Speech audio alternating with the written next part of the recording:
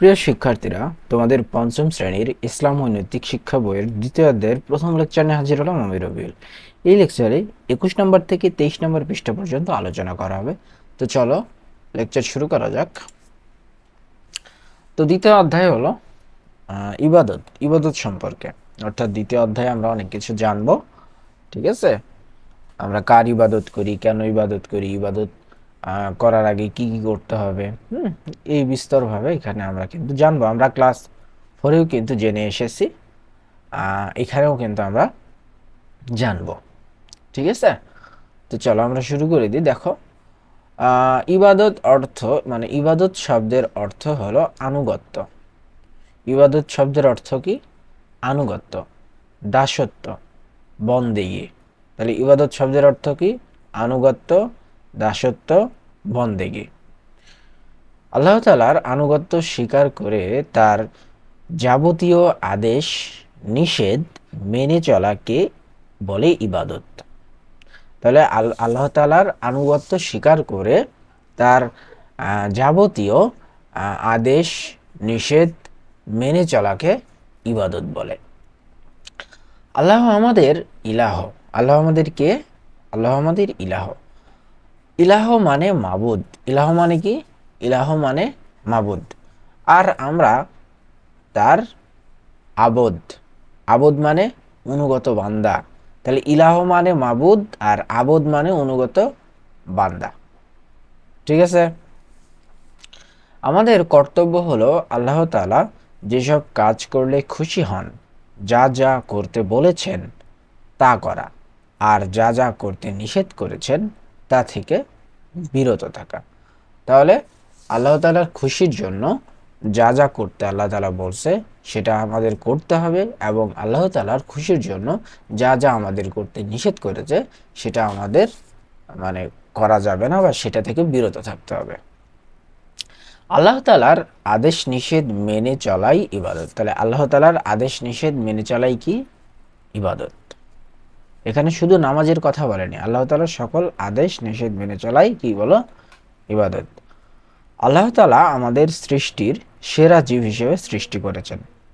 তাহলে এই যে মানুষকে এই যে আল্লাহ তাআলা যে লক্ষ কোটি মাখলুক কি করছে বলো? সৃষ্টি করেছে। লক্ষ কোটি দেখবা প্রাণী, মানুষ, কত ধরনের জীবজন্তু, গাছপালা সব কিছু কিন্তু আল্লাহ তাআলা সৃষ্টি করেছে।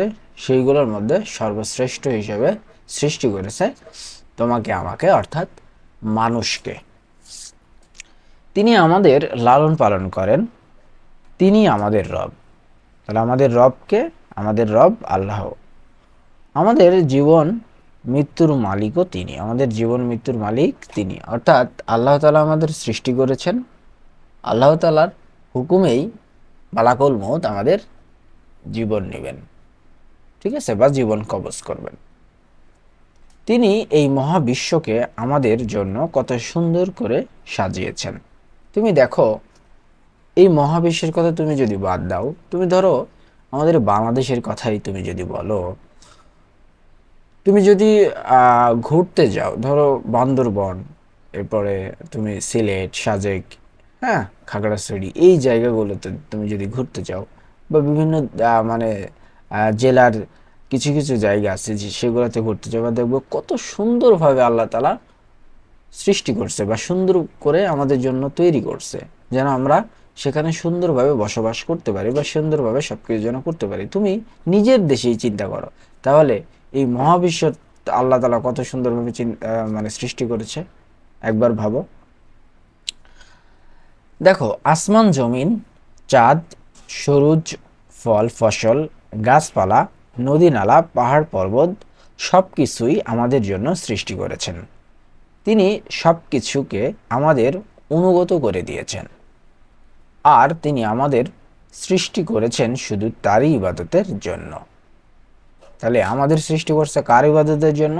এক, আল্লাহর ইবাদতের জন্য। আল্লাহ তাআলা বলেছেন, আমি আল্লাহ তাআলা বলেছেন, আর আমি জিন ও মানব জাতিকে কেবল আমার ইবাদতের জন্য সৃষ্টি করেছি। এই যে জিন, আল্লাহ তাআলার অনেকে জিনে বিশ্বাস করে না, তাই না? তো ভূত নাই, বাট জিন আছে, জিনে বিশ্বাস করে না, কিন্তু আল্লাহ তাআলা কোরআনের মধ্যে কিন্তু জিন নামের একটা সূরা নাজিল করছে। সুতরাং আমরা এখান থেকে বলতে পারি যে অবশ্যই জিন আছে, জিন আল্লাহরই সৃষ্টি। অবশ্যই জিন যদি আমরা বিশ্বাস না করি তাহলে কিন্তু আমাদের ঈমান থাকবে না, বা আমরা ঈমান হারা হয়ে যাব। আমাদের সৃষ্টি করছে, মানুষদের সৃষ্টি করছে এবং জিনদের সৃষ্টি করছে শুধুমাত্র আল্লাহর ইবাদতের জন্য। ঠিক আছে, এরপরে দেখো আমাদের জন্য কতগুলো নির্ধারিত মৌলিক ইবাদত রয়েছে। তাহলে আমাদের জন্য কতগুলো নির্ধারিত মৌলিক ইবাদত রয়েছে, সেগুলা কি? সালাত, সালাত মানে নামাজ, নামাজ। সাওম, সাওম মানে রোজা। তাহলে সালাত, নামাজ, সাওম, রোজা, হজ, হজ, জাকাত, তারপরে সদাকা, দান খয়রাত ও আল্লাহর পথে জিহাদ ইত্যাদি। আল্লাহর পথে জিহাদ ইত্যাদি। তাহলে কি কি মৌলিক বিষয়গুলো? নামাজ, রোজা, হজ, জাকাত, সাদাকা এবং দান খয়রাত এবং আল্লাহর পথে জিহাদ, এগুলো হলো মৌলিক ইবাদত নির্ধারিত করে দিয়েছে আল্লাহ তাআলা। এগুলো মহানবী হযরত মুহাম্মদ সাল্লাল্লাহু আলাইহি ওয়াসাল্লাম যেভাবে আদায় করেছেন আমাদের সেভাবে আদায় করতে বলেছেন। অর্থাৎ আমাদের নবী যেভাবে আদায় করেছেন ঠিক সেভাবে আমাদের আদায় করতে বলেছেন, আমরা ঠিক সেভাবেই আদায় করব। ওকে, আচ্ছা, এর আগে আমি একটা কথা বলে রাখি। এই যে আমি মহানবী হযরত মুহাম্মদ সাল্লাল্লাহু আলাইহি ওয়াসাল্লাম বললাম, তুমি কান দিয়ে শুনলা, তোমার কি করতে হবে? তোমারও কিন্তু নবীর উপরে দুরূদ পড়তে হবে। তুমি বলবা, তুমি যখন শুনবা, শুধু এখানে শুনতেছো সেটা না, তুমি যখনই তোমার নবীর নাম শুনবা, যখনই কেউ বলবে হযরত মুহাম্মদ সাল্লাল্লাহু আলাইহি ওয়াসাল্লাম, তুমি মনে মনে বা জোরে জোরে যেভাবেই বলো, তুমি বলবা সাল্লাল্লাহু আলাইহি ওয়াসাল্লাম। তার মানে কি? নবীর প্রতি তোমার একটা দুরূদ পড়া হয়ে গেল। ঠিক আছে, নবীর প্রতি দুরূদ পড়া হয়ে গেল।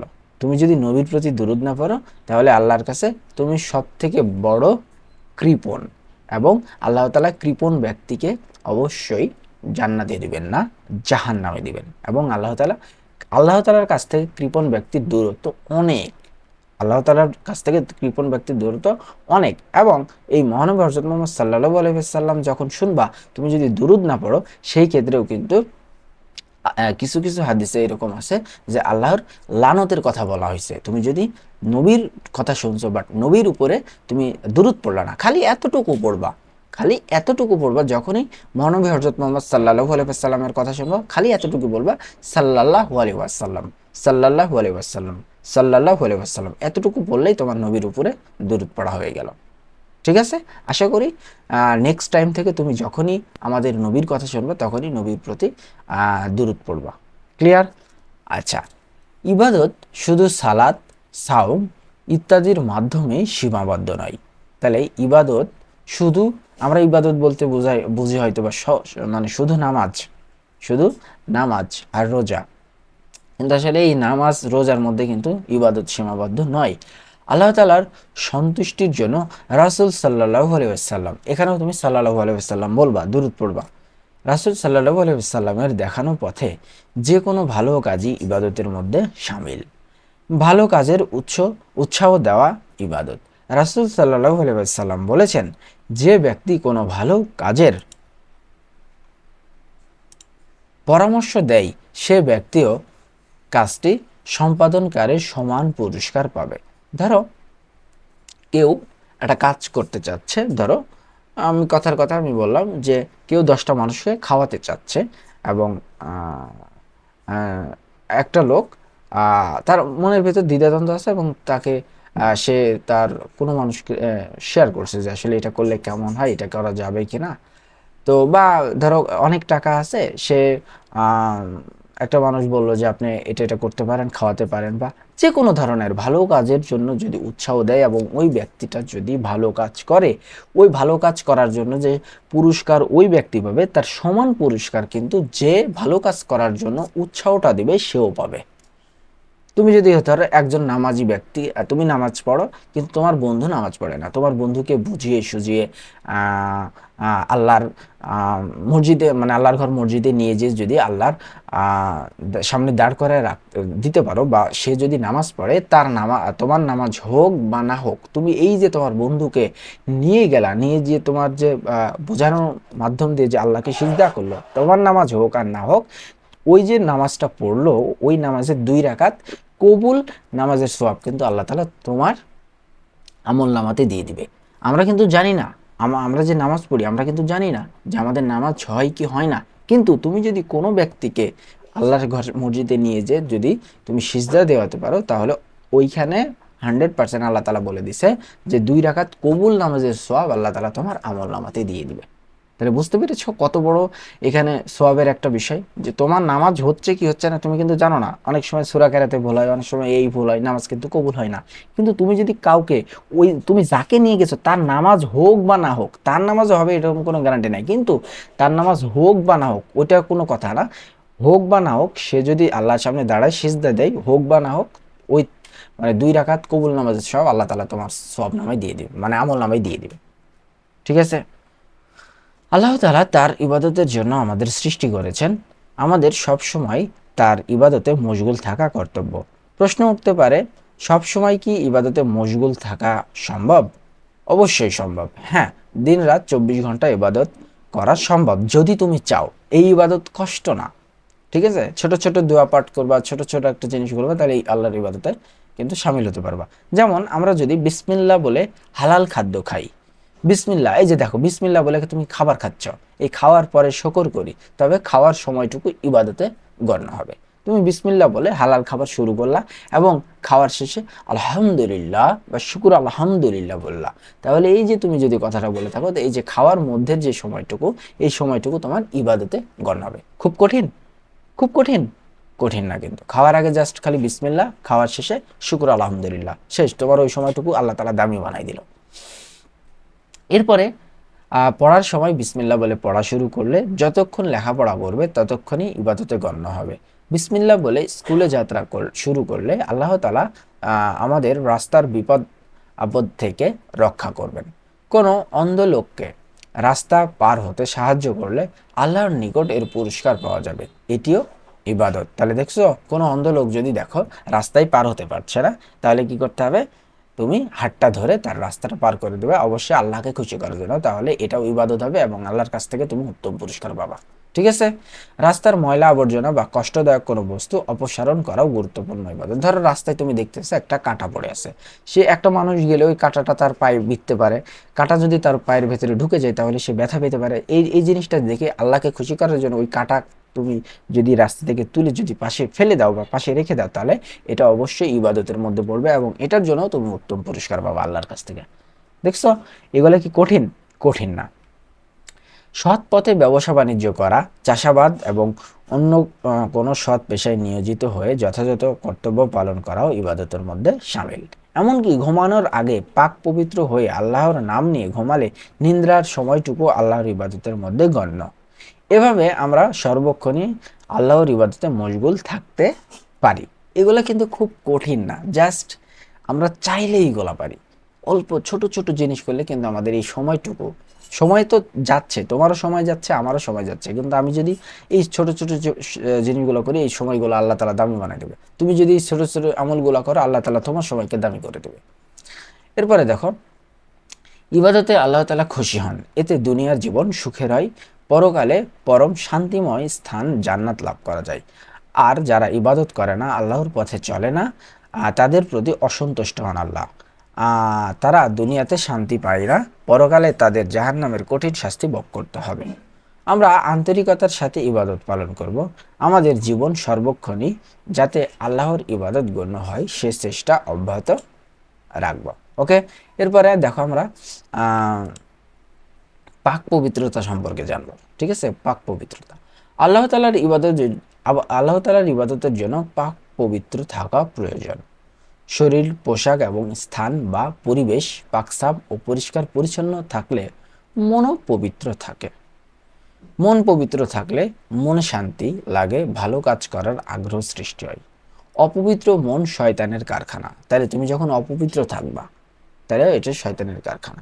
অনেক সময় দেখা যাচ্ছে তোমরা ক্লাস 5-এ পড়ো, তোমরা প্রস্রাব করো, প্রস্রাব করার পরে কিন্তু তোমরা পানি নাও না বা টিস্যু নাও না, তাহলে কিন্তু তুমি সঙ্গে সঙ্গে কিন্তু অপবিত্র হয়ে গেলা।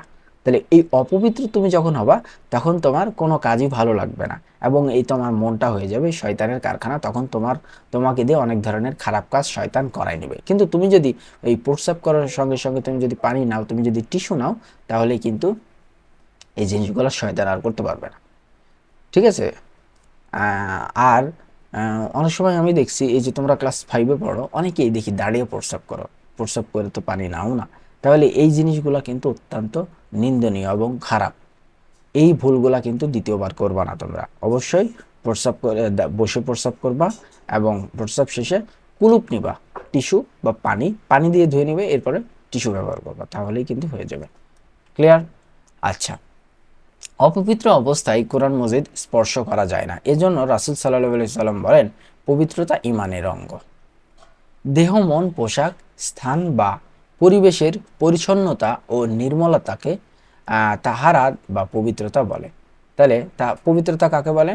দেহ, মন, পোশাক, স্থান বা পরিবেশের পরিচ্ছন্নতা ও নির্মলতাকে তাহারাত বা পবিত্রতা বলে। অজু, গোসল, তায়াম্মুমের মাধ্যমে শরীর পবিত্র হয়। কাপড় চোপড় ও পোশাক ধুয়ে পাকসাফ করা হয়। ময়লা আবর্জনা ও নোংরা দূর করে পরিবেশ পাকসাফ হয়। সালাত আদায়ের জন্য শরীর ও পোশাকের মতো স্থান বা পরিবেশ পবিত্র হওয়া প্রয়োজন। অপবিত্র স্থানে সালাত আদায় করা যাবে না। অপবিত্র স্থানে তুমি সালাত আদায় করতে পারবা না। এই জন্য তোমার শরীর পোশাকের সাথে সাথে এই সালাত আদায় করার জন্য কিন্তু স্থানও পবিত্র হতে হবে। পরিবেশ পবিত্র না থাকলে শরীর ও পোশাক পবিত্র রাখা যায় না। আবার তায়াম্মুম করার জন্য মাটি, পানি বা মাটি জাতীয় পদার্থ প্রয়োজন। সুতরাং আমাদের শরীর, পোশাক, পানি, মাটি সহ গোটা পরিবেশ পাকসাপ রাখা প্রয়োজন। আমরা সবসময় শরীর, পোশাক, পরিবেশ পাকসাপ রাখবো। সবসময় পাকসাপ থাকার অভ্যাস গড়ে তুলব। ঠিক আছে? আমরা সবসময় পাকসাপ থাকবো, কারণ আমাদের মৃত্যু আসলে কখন হয় আমরা জানি না। আমরা যদি অপবিত্র অবস্থায় মরে যাই, বা অপবিত্র অবস্থায় যদি আমাদের আজরাইল জান কবজ করে, তাহলে অনেক কষ্ট হবে। কিন্তু আর পবিত্রতা অবস্থায় জান কবজ করলে কিন্তু ওই তুলনায় কিন্তু কষ্ট কম হবে। এবং আমরা সর্বদা চেষ্টা করব ইবাদতের মধ্যে থাকায়। ইবাদতের মধ্যে থাকা বলতে আমি নামাজের কথা বলতেছি না। তুমি নামাজ পড়বা, তুমি ভালো কাজ করবা, আল্লাহকে খুশি করার জন্য কাজ করবা, নবীর দেখানো পথে চলবা, আল্লাহর সকল হুকুম মানবা। এইগুলো মূলত ইবাদত। একটু আগে আমরা পড়লাম, যেমন খাওয়ার মধ্যে ইবাদত করা যায়, হাঁটার মধ্যে ইবাদত করা যায়, স্কুলে যাচ্ছ সেখানেও ইবাদত করা যায়, তুমি পড়তেছো সেখানেও ইবাদত করা যায়। এই যে ছোট ছোট জিনিসগুলো আমরা একটু মেনটেন করবো, তাহলে আমাদের সময়টাকে দামি বানাই দিবে কে বলো? আল্লাহ। ওকে, তো আশা করি তোমরা এই জিনিসগুলা মেনে চলবা, 5 ওয়াক্ত নামাজ পড়বা, যেটা যেটা আজকে আলোচনা করা হলো সেই মোতাবেক নিজের জীবন পরিচালনা করবা। আশা করি এই লেকচারটি তোমাদের অনেক হেল্প করবে। ধন্যবাদ সবাইকে।